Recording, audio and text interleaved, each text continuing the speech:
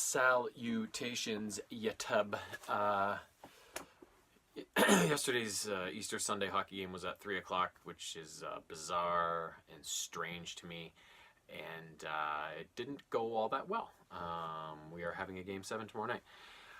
Leafs showed up to play, came out flying in the first period. Not far into it, Morgan Rielly scored on a beautiful one-timer from the left point, and put the Leafs up in an early 1-0 lead. And then the wheels came off. Ennis took a holding penalty, which was chintzy. Boston scored on the power play, as has been the trend.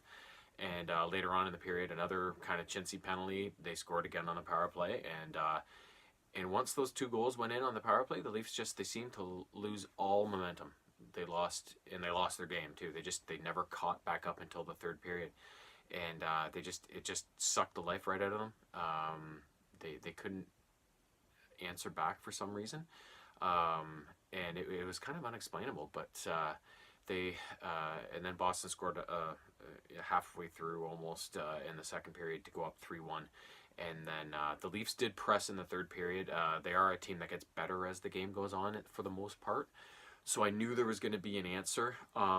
It wasn't quite enough. Matthews scored about 4 minutes into the third, but they could just never get that equalizer, despite lots of opportunities in that third period. And Freddie was great, and then Boston sealed it with an empty netter with not much time left when the Leafs had the goalie pulled. I don't even know what to say about this game. It was just kind of. I hate to harp on the officiating, but like the Leafs technically had more power play opportunities in this game than Boston did, but the way the refs were not calling things, the Leafs should have had about 15 power plays to Boston's 3 or whatever. It was just like Ennis's penalty was borderline. The other one was as well, and then. In the rest of the game, like Hainsey got shoved from behind into the boards off of his skates and missed a number of shifts. Later on, I think in the third period, maybe Marner just got obliterated from behind. He didn't even have the puck, and they didn't call that. It's like they're calling these weird little borderline calls on the Leafs, but they're just letting Boston get away with basically anything they want. Chara's allowed to do basically anything he wants. I don't think he's taking a penalty all series, and he's just hacking at people and interfering with them and pushing them around all the time, even when play's not going on. And, I get it. Playoff hockey's different and stuff, but why doesn't that apply to the Leafs too? That's my only thing. I just wish either way, let them go or call everything. That's all I ask. It's just, there seems to be some sort of favoritism towards the Bruins in this, and I don't know why. So, I mean, either way, the Leafs have to really step up their penalty killing because it's been brutal. But that being said, if they weren't given these stupid penalties, the series would probably be done by now, because 5-on-5 they've owned the Bruins. They're leagues better than the Bruins 5-on-5. That much is evident, and I really don't know what to think about Game 7 going in. The Leafs have won more games in Boston in the series than they've won at home, so they're more than capable of taking this Game 7. And I have a feeling, this is my take on it, I have a feeling tomorrow night, everybody, all the pros, all the prognosticators and the talk show or the sports show guys are all kind of like, it doesn't look good for the Leafs. They're all predicting Boston wins.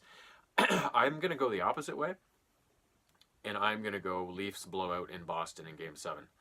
I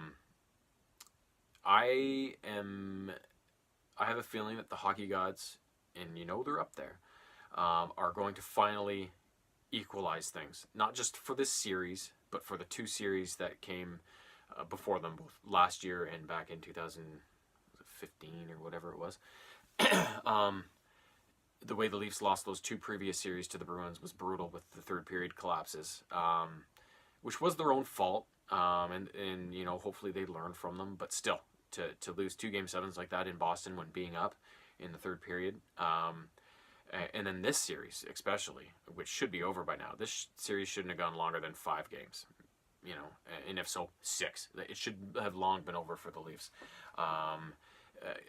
Granted, they've been the better team, and Boston's received all the favoritism for the penalties, and they've got a lot more of the bounces too. I believe that the hockey gods are going to even things up, and everybody's predicting a Leafs loss in a close game, most likely. I'm going to go the opposite way, and I'm going to say the Leafs come out flying, and they're going to blow them out. Something like back in '93, they had they upset Detroit in the first round in 7 games, and everybody was like, "Guy!" I remember because I was. And then in the second round, they faced St. Louis with this new goalie, Curtis Joseph, who was stealing the show, and that went 7 games, and it was a really tight series. But Game 6, I remember, or Game 7, I remember watching it when we were at friend's house in Toronto when I was in high school, and everybody was expecting this amazing tight game, and the Leafs just came out and blew the doors off them. I think it was 6-0 in the end, and I remember Wendell Clark just ripped a slap shot off Cujo's mask that tore the damn thing right off his head. And it was just a Game 7 beatdown, which you never really see that. They always seem to be close.